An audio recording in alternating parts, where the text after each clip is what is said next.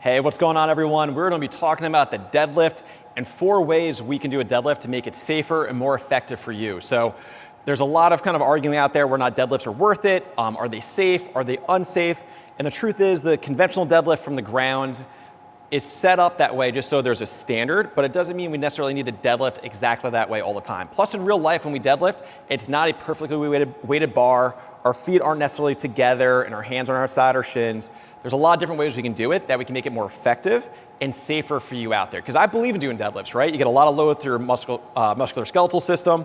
A weak lower back is a very terrible thing to live with, to be 100% honest, especially as my family gets older and they have lower back issues. Like, I just don't want my back weak, right? We want to keep that strong. So one of the things we can do is normally a deadlift starts from the ground up, which can be very difficult just because at the bottom, you don't have any tension. So think about a bench press. When you lower that bar, you're building up elastic energy. Those muscles are loading so you can press out of it.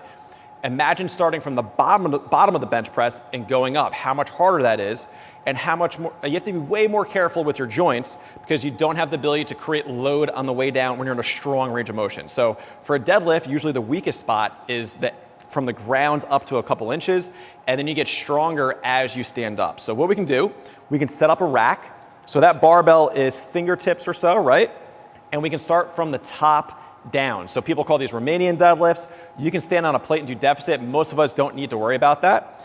But one of the things we can do is stand up with that bar, and we can start from the top down. So we're loading our body on the way down, squeeze the stand. And this allows us to load from the top down, which makes it safer at the bottom for most clients, most people we work with, as well as you never get that yank out of the bottom, right? We see a lot of people where they start on the ground and they yank.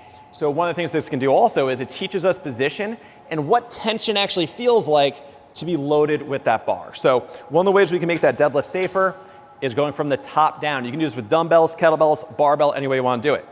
Another thing we can do is we can change our positioning with our feet. So most of the time you see people deadlift conventional stance, just like I just did, feet underneath my hips.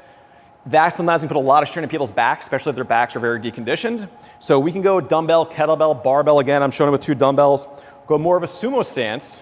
Hips go back, so that way our back is in a little bit more of an upright position, which gets rid of some of that load on your spine. Okay, and again, you can do this with dumbbell, kettlebell. I know there's a whole group of people out there that think sumo deadlifts are not deadlifts, right? Sumo versus conventional, all this stuff. But if you're just training to stay healthy long term, why not add it in? It's also a change, right?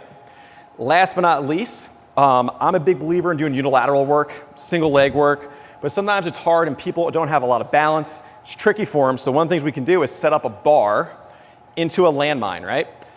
So here I am, grab this bar. We can go 2-legged, right? I like it a lot because your body is not perfectly symmetrical.